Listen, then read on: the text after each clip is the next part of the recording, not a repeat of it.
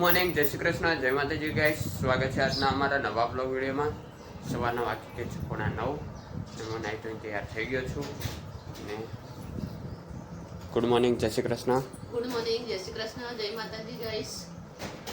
સવાર પડી ગઈ, ચા નાસ્તો કરી લીધો, હવે નાવા ધોવાનું કરીએ. અમે ચા નાસ્તો કરી દીધો. જવાનું કોલેજ. હા, કેટલા વાગે જવું હમણાં 11 કો તો 10:30. હજુ દીવાબત્તી કરવાનું બાકી છે, ચા નાસ્તો કરવાનું બાકી છે.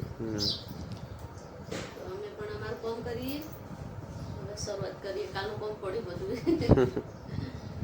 કર્યું ના કર્યું કરી ગયા હતા. મમ્મીએ ચા નાસ્તો કરી દીધો, મારે બાકી હે. મેં કરી નાખી નાસ્તો, હું નાવા જાઉં. હા, અને હું દીવાબત્તી કરું. દીવાબત્તી કરે, કાલનો બ્લોગ જોવાતો આ કાલનો બ્લોગ જોવાય રહ્યો. કચ્છ ગયા હતા ને. હા, કચ્છ ક્યાં? આવી રહ્યું વાંછળા દાદા. એટલે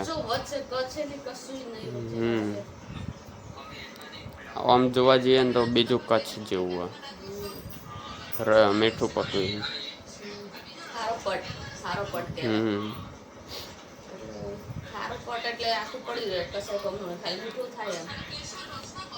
આ રીતે સીન થયો ને એમાં એવું થયું હતું કે હા ને હું ગાડી ચલાવતો હતો ને તે મેં બીજા રસ્તે વાળીને તો મારી પાછળ 2 લક્ઝરીઓ, 3 ગાડીઓ અને બાઇકો બધું મારી પાછળ જ વળ્યું.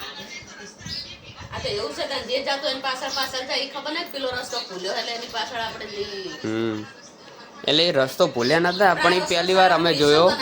હા, આ રસ્તો પહેલો સ્પેશિયલ બનાવેલો જ છે ગામમાંથી આવવા માટે. હા, હા, એ ગામમાં થઈને જાય આ રસ્તો, અને ઓલો ડાયરેક્ટ રણમાં હોય. 6 કિલોમીટર પૂરું થાય ને એટલે તરત જ જે અંદર ઉતરે એવું સીધો રણ જ ચાલુ થાય. રોડ પરથી ઉતરી એટલે રણ જ.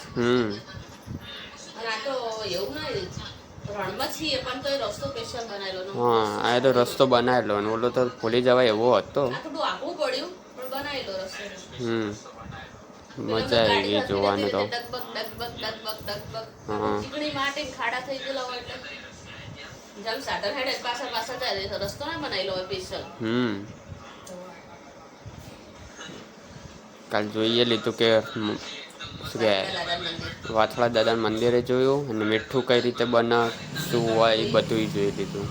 આ બ્લોગ ચાલુ હોય, અને હું હવે દેવતી કરી દઉં, પછી ચા નાસ્તો કરી દઉં. ના, ફોટો નહીં, તારો વિડીયો આવશે. હા, નોની થાર ચલાવજે. આ તો ઓલી ગાડી નહીં બે ને, આશીષ મોહન ગાડી નહીં બે તું. હે, હારી નોની થાર.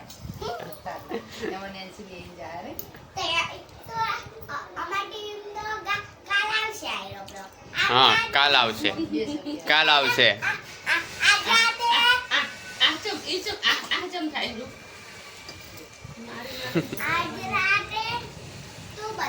આકાશમાં આશીષમાં આવી ગયા હતા ગામડે, અને આજે આવ્યા અને જવાના અમદાવાદ. શું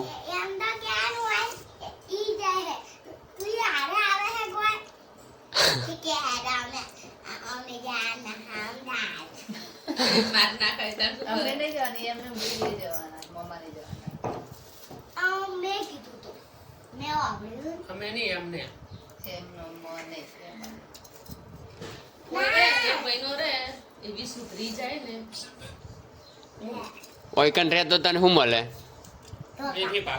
તો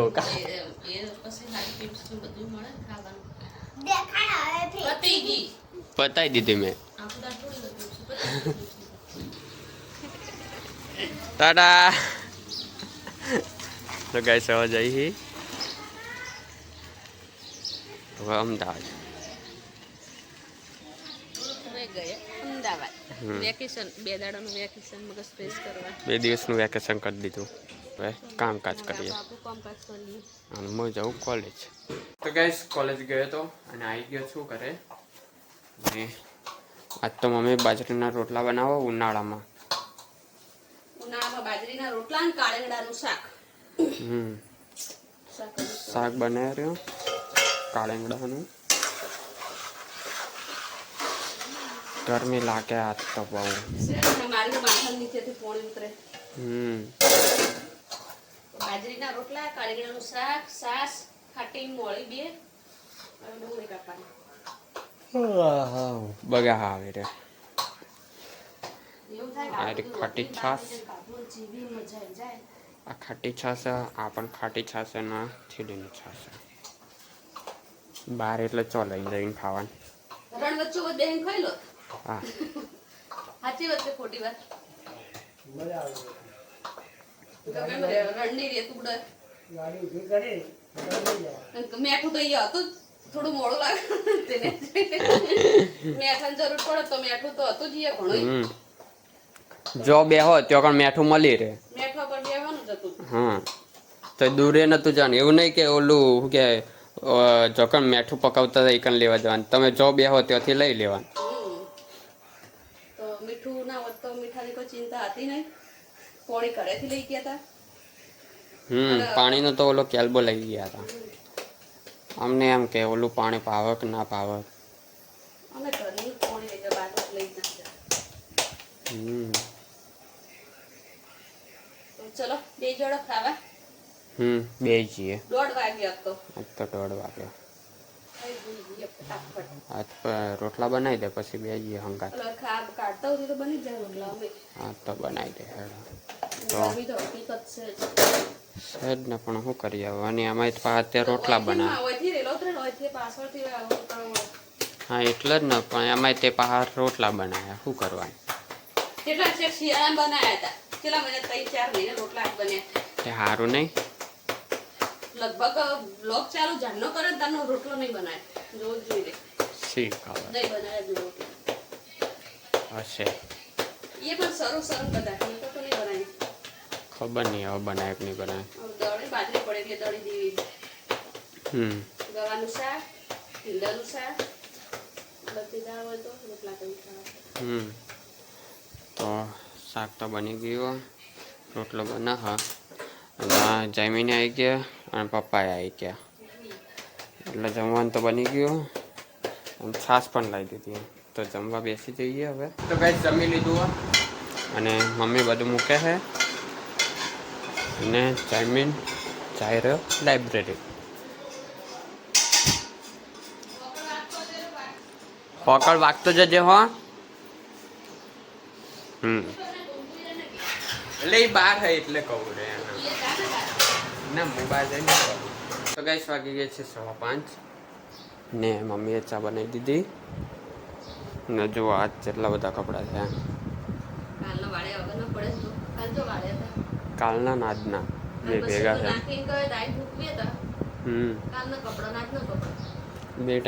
બે દિવસના ભેગા છે.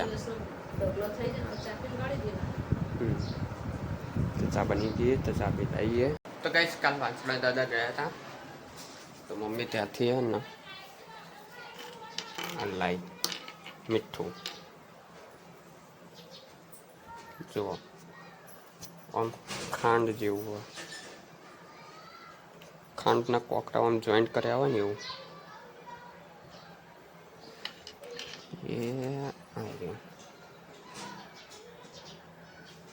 જુઓ ખાંડના કોકરા હોય ને એવું. હા હા તું હોલી લાવી મીઠું લાવી.